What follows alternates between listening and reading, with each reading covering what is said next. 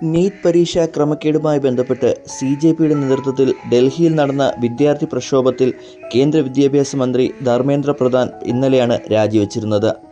നേരത്തെ സിനിമാ മേഖലയിലെയും രാഷ്ട്രീയ കലാ സാംസ്കാരിക മേഖലകളിൽ നിന്നും നിരവധി പേർ സമരത്തിന് പിന്തുണ പ്രഖ്യാപിച്ചെത്തിയിരുന്നു. മലയാളത്തിൽ നിന്ന് നടന്മാരായ മമ്മൂട്ടിയും ദുൽഖർ സൽമാനും ആസിഫ് അലിയും ടോവിനോയും ഉൾപ്പെടെ പ്രക്ഷോഭത്തെ പിന്തുണച്ചിരുന്നു.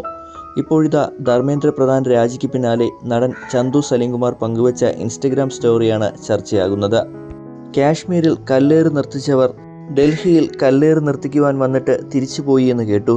ശരിയാണോ ഗൈസ് എന്നാണ് ചന്തു തൻ്റെ സോഷ്യൽ മീഡിയയിൽ കുറിച്ചത്. കാവി നിറത്തിൻ്റെ പശ്ചാത്തലത്തിലാണ് ചന്തുവിൻ്റെ കുറിപ്പ്. കാവി തൻ്റെ ഇഷ്ട നിറമാണെന്നും ട്രോളിയാണ് ചന്തു കുറിച്ചിട്ടുള്ളത്. സമരത്തെ വിമർശിച്ച് രംഗത്തെത്തിയ സോഷ്യൽ മീഡിയ താരം പേളി മാണിയെയും നടൻ BJP നേതാവുമായ കൃഷ്ണകുമാറിനെയും ട്രോളിക്കൊണ്ടാണ് ചന്തുവിൻ്റെ സ്റ്റോറിയെന്ന് സോഷ്യൽ മീഡിയയിലെ ഇപ്പോഴത്തെ ചർച്ച. ഒരു ലക്ഷ്യവും ഒരു ജീവനേക്കാൾ വലുതല്ല എന്നും ജീവന ഭീഷണിയുണ്ടെങ്കിൽ അവിടെ നിന്നും വിദ്യാർത്ഥികൾ മടങ്ങിപ്പോകണമെന്നും പേളി മാണി കുറിച്ചിരുന്നു.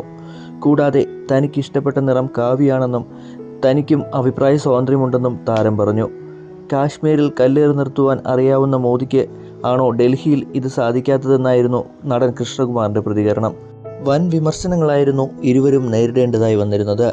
ഈ ഒരു പ്രസ്താവന കൊണ്ട് ഒറ്റ ദിവസം കൊണ്ട് 2 ലക്ഷത്തോളം ഫോളോവേഴ്സാണ് ഇൻസ്റ്റഗ്രാമിൽ പേളി മാണിക്ക് നഷ്ടമായിരുന്നത്.